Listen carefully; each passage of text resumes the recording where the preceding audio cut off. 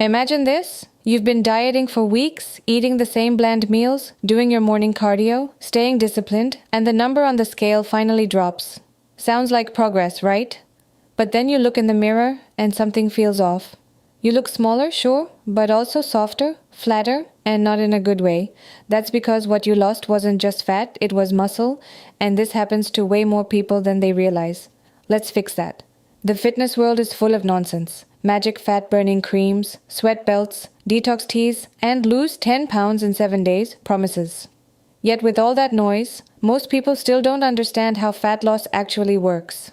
So here's the truth. Simple and straight. Your body is built for survival. It doesn't want to lose fat because fat is stored energy, your backup fuel. The only time your body taps into that storage is when it has no other choice, which happens when you consistently eat fewer calories than your body needs. That's called a calorie deficit. When that happens, your body pulls energy from stored fat, breaks it down, and uses it for fuel. Most of that fat actually leaves your body through carbon dioxide when you breathe out and through water via sweat and fluids. But here's where people mess up. None of this happens unless you're actually in a calorie deficit. You can work out every day, sweat like crazy, and still not lose fat if you're eating more than you burn. On the flip side, if you cut calories too aggressively, your body starts sacrificing muscle because muscle is expensive to maintain and fat is not. That's why balance matters. You need a moderate deficit, not starvation. Now let's clear up the cardio versus weights debate. Neither one magically burns fat, they are tools. Cardio helps you burn calories and creates a bigger deficit. Weight training protects your muscle while you're losing weight.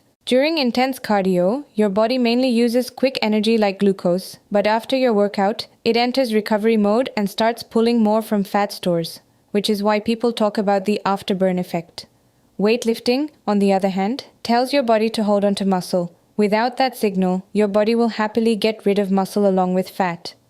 That's how people end up skinny but not lean. And here's a bonus. The more muscle you have, the more calories your body burns even at rest. Now about sweating. Sweat is just your body cooling itself down. It does not mean you're burning more fat. If you lose weight right after a sweaty workout, that's just water loss, and it comes back as soon as you rehydrate.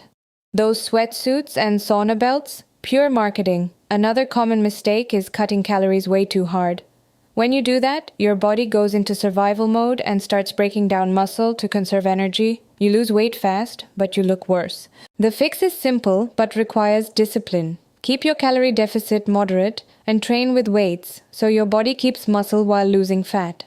And this is where most people struggle, knowing how much they're actually eating. Guessing your calories is the fastest way to either stall progress or lose muscle. If you're underestimating, you're not in a deficit. If you're over-restricting, you're damaging your physique. Precision matters.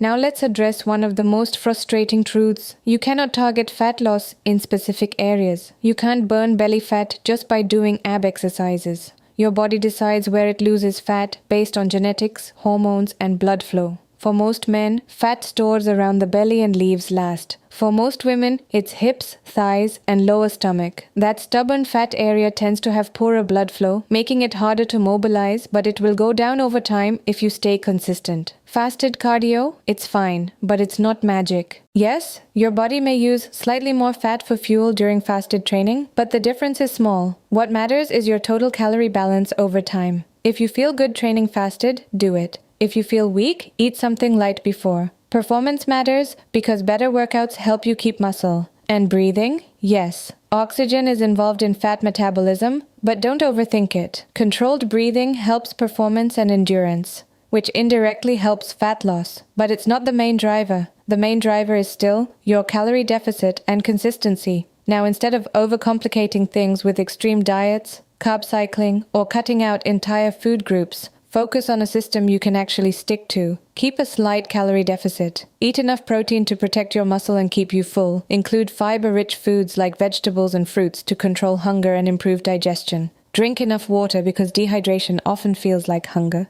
Reduce processed junk and liquid calories because they add up fast without filling you up. And most importantly, sleep. If your sleep is poor, your hormones get disrupted, your cravings increase, your recovery drops, and your chances of sticking to your plan go down. Fat loss isn't just about what you do in the gym, it's about how your body functions outside of it.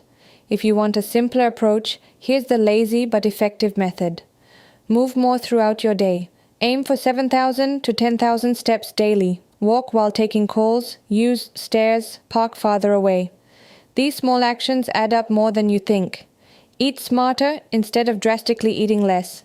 Slow down your meals, stop when you're about 80% full, prioritize protein, and replace junk with better options when possible. And fix your sleep routine. Consistent timing, a cool dark room, and no screens before bed. This approach won't give you instant results, but it builds habits that actually last. And once your habits are solid, your body follows. Fat loss is only half the equation though. If you don't build or maintain muscle underneath, you won't achieve that defined, aesthetic look. The goal isn't just to lose weight, it's to improve your overall physique. Stay consistent, stay patient, and stop chasing shortcuts, because the real results come from doing the basics right over and over again.